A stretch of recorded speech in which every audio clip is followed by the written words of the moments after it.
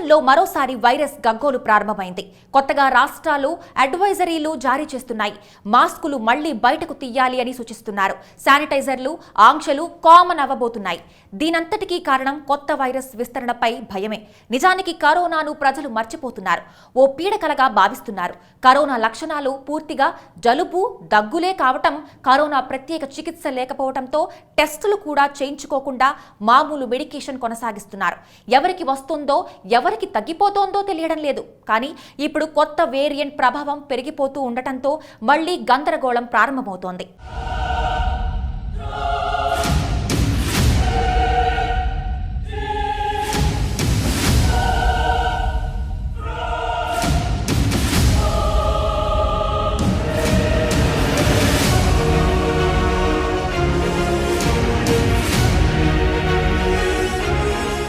కేరళలో corona virus కొత్త sub variant JN1 వెలుగు చూసింది.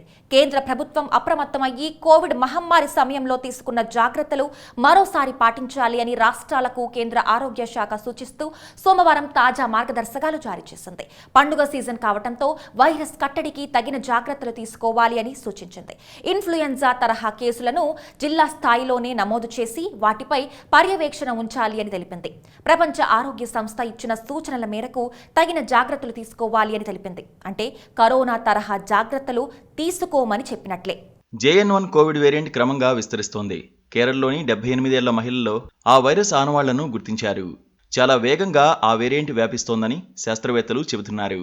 ఇమ్యూనిటీకి కూడా అది చిక్కదని అంటున్నారు. J1ను ఎదుర్కోవడానికి కోవిడ్కు అనుమతించిన అన్ని రకాల వ్యాక్సిన్లు వాడొచ్చని ప్రపంచ ఆరోగ్య సంస్థ తెలిపింది. ప్రస్తుతం కేరళలో 1324 కోవిడ్-19 యాక్టివ్ కేసులు ఉండగా వీరిలో 4 మరణించారు. అయితే పరీక్షలు ఎక్కువగా చేస్తుండడం వల్ల ఇన్ని కేసులు బయటకు వస్తున్నాయని అధికారులు చెబుతున్నారు. ఈ కేసుల్లో ఎంతమంది JN1 బారిన పడ్డారు అనేది స్పష్టంగా తెలియడం లేదు. వైరస్లోని వివిధ రకాల వేరియంట్లను తెలుసుకోవడానికి పరిమిత సంఖ్యలో మాత్రమే జీనోమ్ సీక్వెన్స్ చేపడుతున్నారు.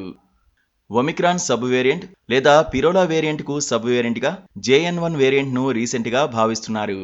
2023 సెప్టెంబర్లో తొలిసారి దీన్ని అమెరికాలో గుర్తించారు.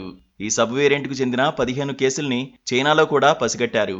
పిరోలా అనే వేరియంట్ దాదాపు 38 దేశాల్లో వ్యాప్తి చెందింది. దాంట్లో ఇండియా కూడా ఉంది. ఇటీవల దేశంలో కరోనా కేసులు మళ్లీ పెరగడానికి ఈ వేరియంట్ కారణమని తెలుస్తోంది. CDC ప్రకారం BA.2.86 వేరియంట్కు 20 మ్యూటేషన్లు ఉన్నట్లు గుర్తించారు. స్పైక్ ప్రోటీన్ల స్టడీ ఆధారంగా ఈ విషయాన్ని అంచనా వేస్తున్నారు. JN1 వేరియంట్ చాలా వేగంగా వ్యాప్తవుతుందని, అది ఇమ్యూనిటీని కూడా తప్పించుకోగలదని national Indian medical association covid task force ప్రకటించింది. JN1 వేరియంట్ వల్ల ఊపిరితిత్తుల పైభాగంలో ఇన్ఫెక్షన్ అవుతుందని ఢిల్లీలోని గంగారాం ఆసుపత్రి డాక్టర్ ఉజ్వల్ ప్రకాష్ తెలిపారు. JN1 లక్షణాల్లో స్వల్ప జ్వరం వస్తుందని అన్నారు. దగ్గు, ముక్కు దిబ్బడ, గొంతు నొప్పి, ముక్కు కారడం, ముఖమంతా నొప్పి, తలనొప్పి, కడుపు సమస్యలు తలెత్తుతాయి. JN1 వేగంగా విస్తరిస్తున్న నేపథ్యంలో తగు జాగ్రత్తలు తీసుకోవాలని నిపుణులు సూచిస్తున్నారు. నిజానికి కరోనా వేరియంట్స్ భయంపై ఎన్నిసార్లు ఇలాంటి అప్రమత్తాలు చెప్పారో లెక్కలేదు. కానీ అప్రమత్తత పేరుతో భయాన్ని ప్రజల్లో నింపుతూ ఉండటంతో ఎక్కువ అనర్థాలు జరిగిపోతున్నాయి. కరోనా సోకి చనిపోయిన వారి సంఖ్య కంటే కరోనా సోకిందనో సోకుతుందనో భయపడి చనిపోయిన వారి సంఖ్య ఎక్కువ. కరోనా విషయంలో జాగ్రత్తగా ఉండాలని ప్రభుత్వాలు చేసిన అతి ప్రచారమో, డేటా విప్లవం వల్ల చేతుల్లోకి వచ్చిన ప్రపంచ వార్తా సమాచారంలో డిజిటల్ రూపంలో చేరిన ఫేక్ న్యూస్ వైరస్ కారణమో కానీ కరోనా అంటే చాలా భయంకరమైన విషయంగా మారిపోయింది. పాజిటివ్ వచ్చిందంటే వణికిపోయే పరిస్థితి కల్పించింది. మొదటి, రెండో వేవుల్లో కరోనా వచ్చిన వారిని జాగ్రత్తల పేరుతో సమాజం మొత్తం వెలివేసినట్లుగా చూడడం ప్రజల మానసిక స్థితిపై ప్రభావం చూపించింది. పరిస్థితులు ఇప్పుడిప్పుడే మెరుగుపడుతున్నాయి అనుకుంటున్న సమయంలో మరో ముప్పు ముంచుకొస్తోంది. కరోనా అనేది సీజనల్గా వచ్చేదిగా మారిపోయింది. ఒక్కసారి రివైండ్ చేసుకుంటే డిసెంబర్, జనవరిలో ప్రతిసారి ఇదే పరిస్థితి కనిపిస్తోంది. ఇప్పుడు మళ్లీ సూచనలు కనిపిస్తున్నాయి. ప్రపంచవ్యాప్తంగా వైరస్ బారిన పడుతున్న వారి సంఖ్య అనూహ్యంగా పెరుగుతోంది. కరోనా వ్యాప్తితో గత 3 ఏళ్ల కాలంలో దేశంలో కోట్లాది మంది ఆప్తులను కోల్పోయారు. ఆకస్మిక లాక్డౌన్ సామాన్యుల జీవితాలను చిన్నాభిన్నం చేసింది. కోల్పోయిన ఉద్యోగ, ఉపాధి అవకాశాలు ఇంకా పూర్తి స్థాయిలో పునరుద్ధరణ జరగలేదు.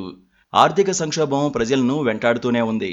ఈ పరిస్థితుల్లో వైరస్ వ్యాప్తి చెందకుండా చర్యలు చేపట్టడంతో పాటు కష్టాల్లో ఉన్న ప్రజలను ఆదుకోవడం కేంద్ర ప్రభుత్వ బాధ్యత. గత అనుభవాలను దృష్టిలో ఉంచుకొని ప్రాథమిక ఆరోగ్య కేంద్రాల వరకు వైద్య, ఆరోగ్య వ్యవస్థలను తక్షణమే బలోపేతం చేసుకోవాలి. దానికి అవసరమైన నిధులను యుద్ధ ప్రాతిపదికన రాష్ట్రాలకు కేంద్రం ఇవ్వాలి. మందులకు కొరత రాకుండా చూడాలి. ఉచితంగా వ్యాక్సిన్ అందించడానికి కేంద్రం ఇప్పటికైనా సిద్ధపడాల్సి ఉంది. అలాంటి విషయాల్లో ప్రభుత్వాలు ముందడుగు వేయలేదు. ఇప్పటికే ప్రజల్లో ఓ రకమైన ప్యానిక్ ప్రారంభమైంది.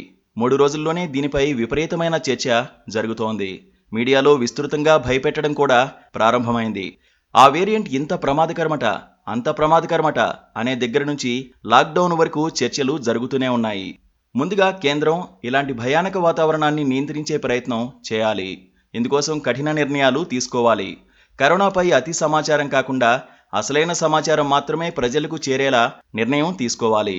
ఈ విషయంలో నిపుణుల అభిప్రాయాలను తెలుసుకోవాలి. ఖచ్చితంగా సమాచారం ప్రజలకు విస్తృతంగా అందుబాటులో ఉండేలా జాగ్రత్తలు తీసుకోవాలి. ప్రజలకు భయం పోవడానికి చేయాల్సింది నిజం తెలిసేలా చేయడమే. Prevention is better than cure అంటారు. అందరూ వ్యాక్సిన్లు వేయించుకోవాలి అని సూచించారు. ఇప్పుడు మరో వేరియంట్ వచ్చింది. భరోసా ఇస్తారో భయం కలిగిస్తారో వెయిట్ చేసి చూడాలి.